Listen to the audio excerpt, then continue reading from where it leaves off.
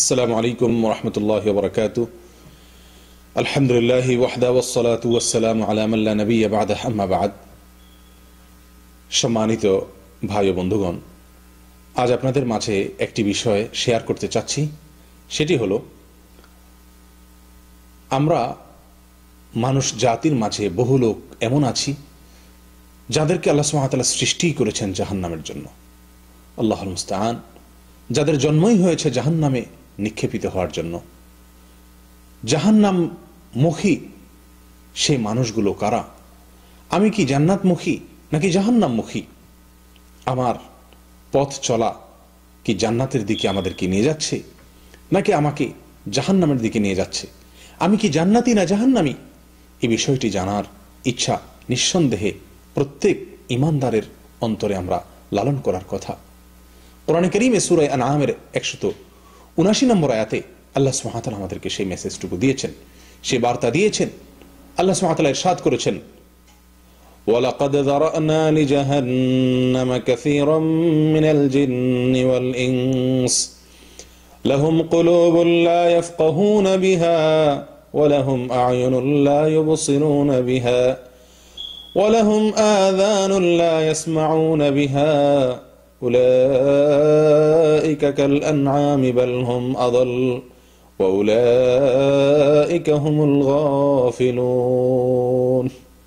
আল্লাহ তাআলা বলেন, নিশ্চয়ই আমি জাহান্নামের জন্য সৃষ্টি করেছি জিন এবং মানুষের কিছু লোককে, জিন এবং মানুষের কিছু সদস্যকে আমি জাহান্নামের জন্য সৃষ্টি করেছি। তাদের সৃষ্টি হয়েছে জাহান্নামের জন্য।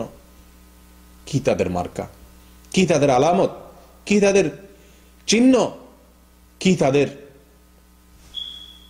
আমল?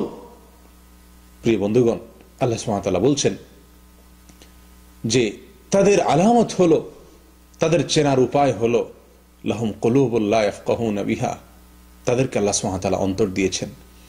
তারা সে অন্তর দিয়ে অনুধাবন করে না।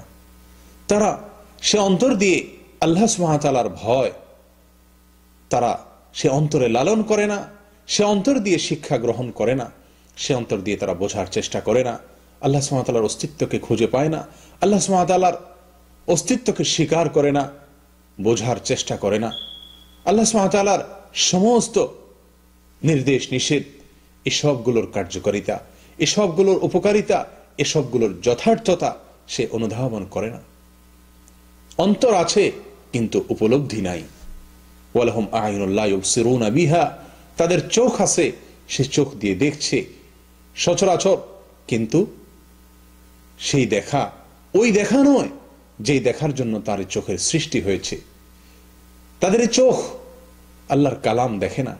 তাদের চোখ আল্লাহর কুদরত দেখে না। তাদের চোখ শিক্ষণীয় কোনো কিছু দেখে না, যেইখান থেকে শিক্ষা পেয়ে তার জীবনের মোড় পরিবর্তন হবে, তার গতি জান্নাতমুখী হবে, সে আল্লাহর সন্ধান পাবে, সে আল্লাহর অস্তিত্বের প্রতি বিশ্বাস তার জন্মাবে। সেই দৃষ্টি তার নাই। চোখ আছে কিন্তু সেই চোখ দিয়ে তারা দেখে না। ওয়ালাহুম আযানুন লা ইয়াসমাউনা বিহা। তাদের কান আছে কিন্তু সে কান দিয়ে তারা শুনে না। আল্লাহর কথাকে, আল্লাহর নির্দেশকে, তার নবী সাল্লাল্লাহু আলাইহি সাল্লামের সুন্নাহকে, তার নবী সাল্লাল্লাহু আলাইহি সাল্লামের বাণীকে, তার নির্দেশনাবলী সমূহকে সে শুনে না, শুনতে পায় না, শোনার চেষ্টা করে না, শ্রবণ করে না। প্রিয় বন্ধুগণ, অন্তর আছে কিন্তু উপলব্ধি শক্তিটুকু নাই।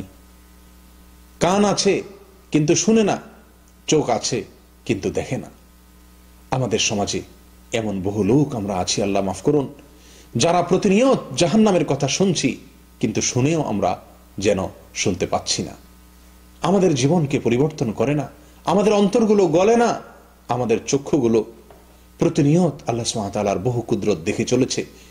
আল্লাহ সুবহানাহু ওয়া তাআলার বহু কিছু, বহু সৃষ্টি, বহু নির্দেশ আমরা দেখছি, কিন্তু দেখেও যেন আমরা না দেখার ভান করে আছি।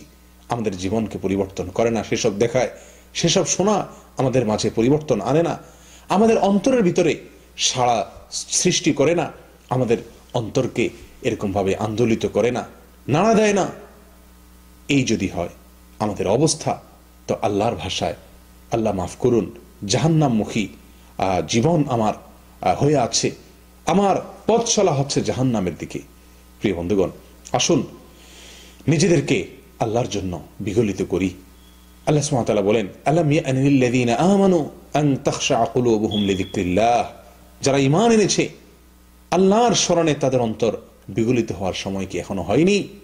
প্রিয় বন্ধুগণ, মৃত্যুর আগে আমার অন্তরটি এত কোমল হতে হবে যে আল্লাহর ভয়ে আমার অন্তর গলে যাবে, যে আল্লাহর কথা শুনবো তো আমার পরিবর্তন হয়ে যাবে, আমার ভেতর পরিবর্তন এসে যাবে, আল্লাহর নির্দেশকে দেখব, আল্লাহর কুদরতকে দেখতে পাবো, সঙ্গে সঙ্গে আমার ভেতরে পরিবর্তনের হাওয়া লেগে যাবে। এই যদি অবস্থা না হয় তাহলে আমার অবস্থা অত্যন্ত করুণ। আমার জন্য দুঃসংবাদ যে আমার জীবন যাত্রা চলছে জাহান্নামের অভিমুখে।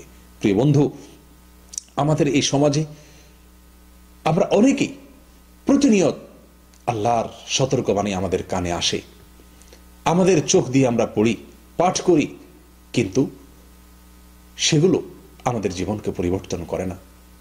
আল্লাহর যে বিষয়ে সাবধান বাণী আমরা শুনি কিংবা দেখি অথবা পড়ি, সে বিষয় সম্পর্কে আমাদেরকে সচেতন করে না, সাবধান করে না। আমরা কত ওয়াজ, কত নসিহত, কত আলোচনা আমরা শুনি, অন্তর পাথরের মতো হয়ে গেছে, তার কোনো কার্যকারিতা আমরা অনুভব করতে পারি না। যদি এরকম অবস্থা হয় যে আমাদের অন্তর নিষ্ক্রিয় হয়ে যায়, আমাদের চোখ কানগুলো নিষ্ক্রিয় হয়ে যায়, এগুলো আমাদের মাঝে পরিবর্তন না আনে, এগুলো কার্যকারিতা হারিয়ে যায়, প্রিয় বন্ধু, তাহলে দুঃসংবাদ আমার আপনার জন্য।